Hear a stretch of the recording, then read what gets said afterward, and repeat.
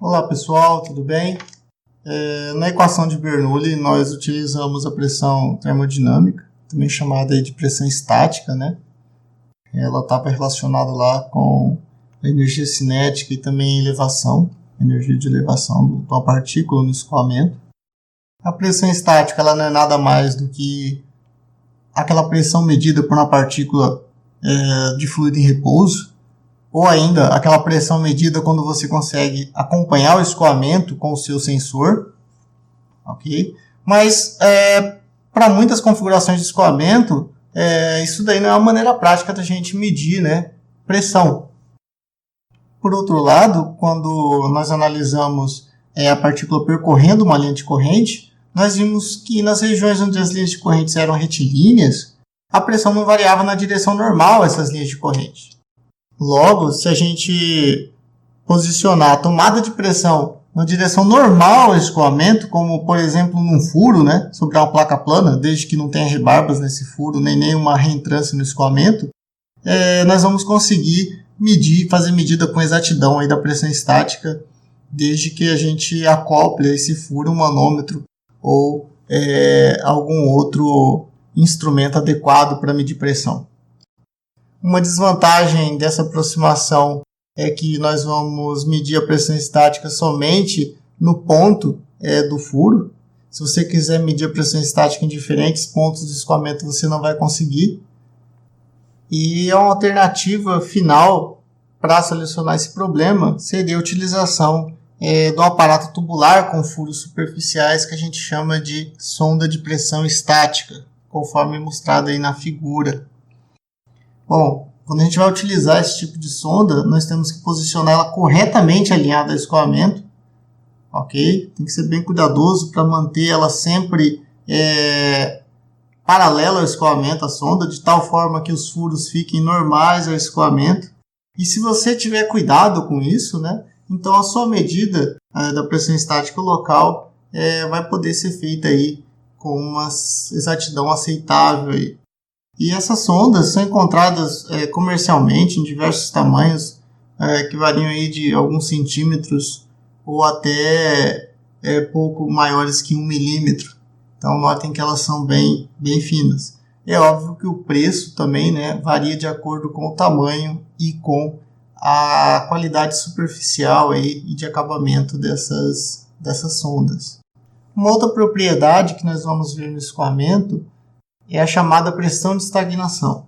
Ela é definida por aquela pressão medida no escoamento após o fluido desacelerar completamente até a velocidade zero, quando ela passa por um processo sem atrito. Okay? Por exemplo, no escoamento invícido. Nós ainda podemos relacionar essa definição de pressão de estagnação com a pressão estática, né? Desde que o escoamento seja incompressível, invícido e em regime permanente, utilizando aí a equação de Bernoulli. Então, desde que não tenha nenhuma diferença de elevação, e se num determinado ponto do nosso escoamento, sobre a linha de corrente, a pressão for P e a velocidade for V, então a sua pressão de estagnação, né, num outro ponto onde a velocidade for reduzida a zero, ela vai ser dada por essa fórmula aí abaixo, na qual a gente vê que a pressão de estagnação sobre ρ, né, mais a velocidade de estagnação V0 ao quadrado sobre 2 vai ser igual a pressão estática sobre ρ mais a velocidade no ponto P aí ao quadrado sobre 2. Note que a gente pode rearranjar essa equação para a pressão de estagnação. E daí nós vamos ter que a pressão de estagnação é dada pela pressão estática mais um meio de ρV ao quadrado. E que no fim das contas vai ser aí a definição matemática, né, de pressão de estagnação. Notem que o segundo termo do lado direito dessa equação a gente chama de pressão dinâmica, que é esse 1 meio de ρV ao quadrado. Se a gente isolar ela e retrabalhar a equação para V, então nós vamos ter aí que a velocidade do escoamento, né, no ponto P, ela vai ser igual à raiz quadrada de 2 vezes a pressão de estagnação menos a pressão estática sobre ρ. Então, a gente pode usar essa última fórmula para calcular a velocidade em um determinado ponto do escoamento incompressível, desde que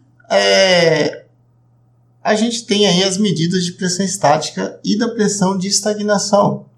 Para medir a pressão estática, nós já vimos que podemos fazer aí uma leitura perpendicular às linhas de corrente, como aquela, por exemplo, que a gente utilizou uma sonda de pressão estática. Por outro lado, a pressão de estagnação, como a gente viu na fórmula ali em cima, né, ela vai ser o quê? Vai ser a pressão mais alta que a gente pode medir no escoamento. E aquela também sentida num ponto do escoamento com velocidade zero, como, por exemplo, no bordo de ataque de um perfil de asa, ou ainda na frente de uma lanterna de uma motocicleta, por exemplo.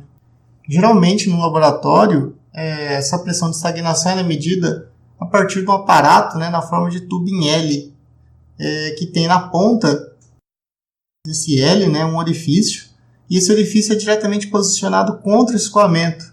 E essa parte que tem o orifício ela é alinhada com o escoamento, conforme a gente está mostrando na figura aí abaixo. Esse instrumento, geralmente, a gente chama ele de tubo de Pitot.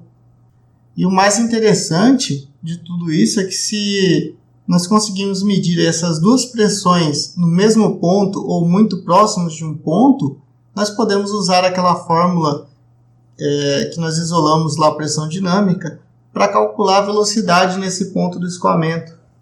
Então notem como é prática, né, essa fórmula da velocidade em funções das pressões. A única dificuldade é você ter uma medida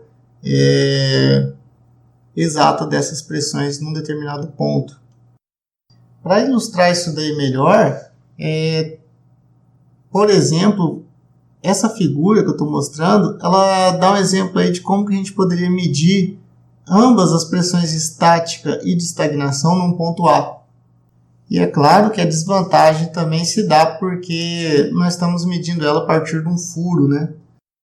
Uma alternativa para esse problema, ou seja, para quando você quiser medir em todo o escoamento, seria utilizar a sonda Pitot estática, que é mostrada aí na figura.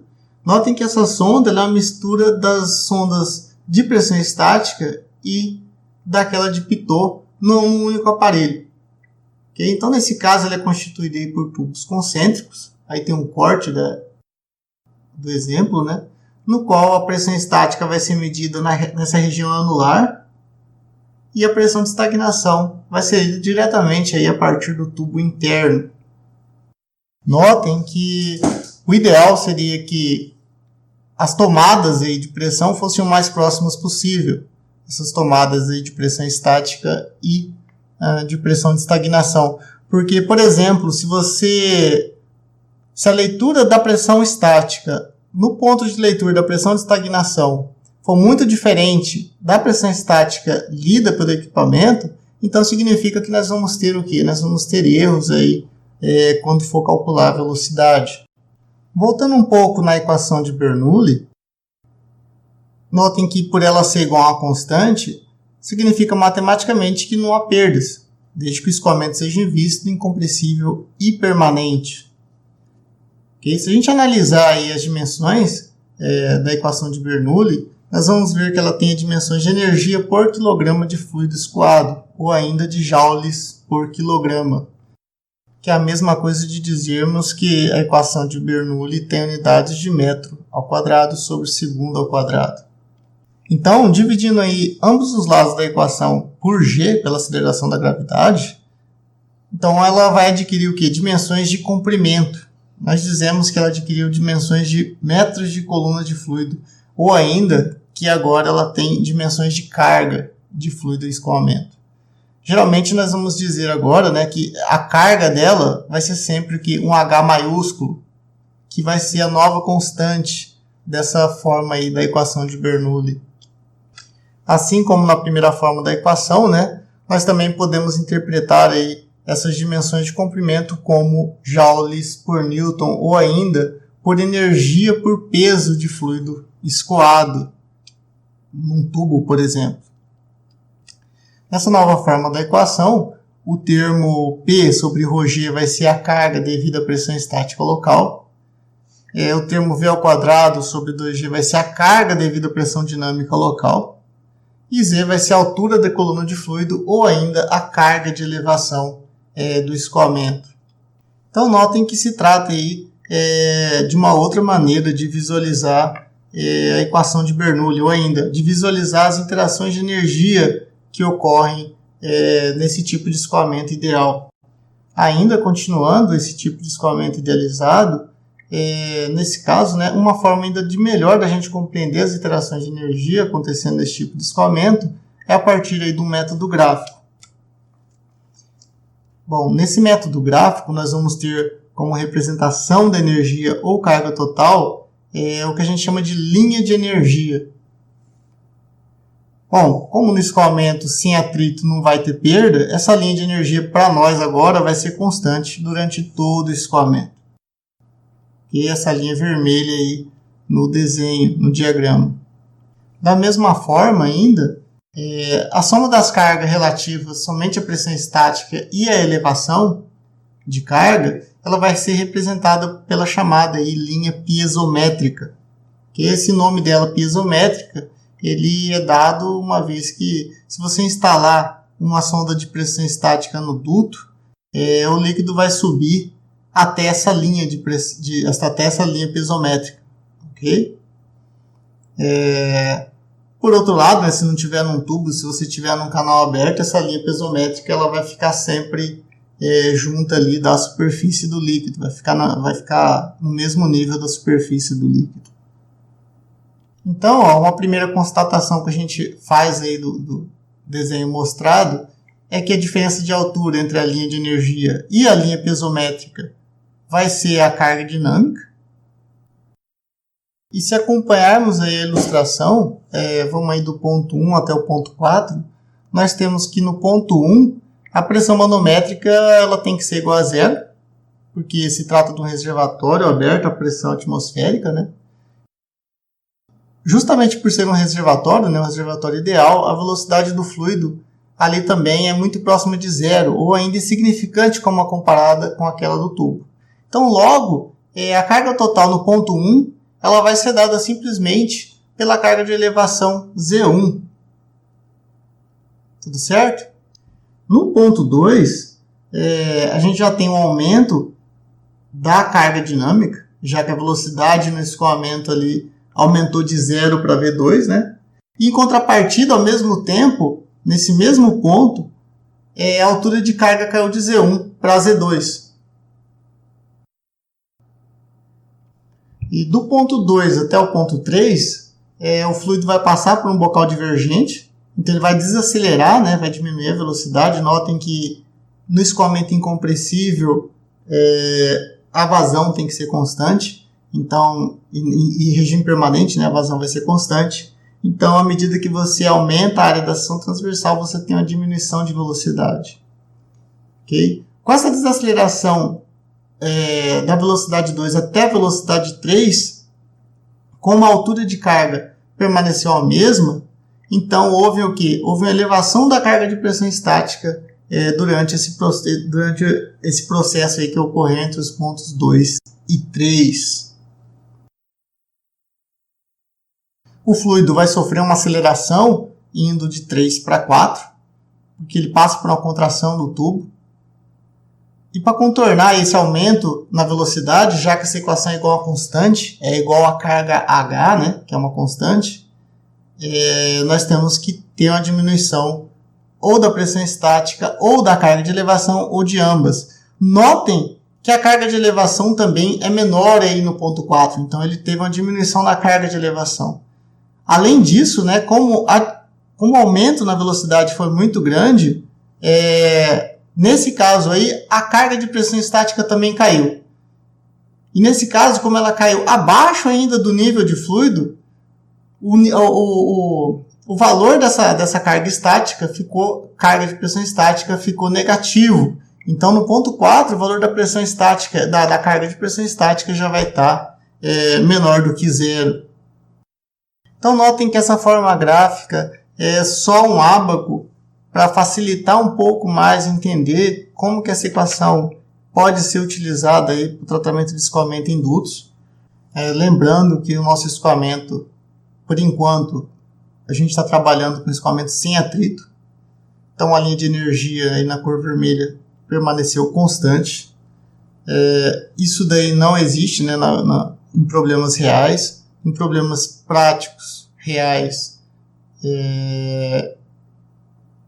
na ausência aí de uma fonte de energia exterior, como uma bomba, por exemplo, a linha de energia ela vai ter uma tendência sempre a diminuir, ela sempre vai cair, já que o atrito vai transformar a energia mecânica, que era energia útil, em energia térmica de baixíssima qualidade, que não dá para a gente reaproveitar, então é uma perda que não tem como a gente recuperar. Okay? E mais para frente, nós vamos ver aí escoamentos reais em dutos, e daí a gente pode citar algum ponto dessa parte da linha de energia e da linha piezométrica no escoamento real. Bom, por esse vídeo era isso, pessoal. Um grande abraço e até a próxima.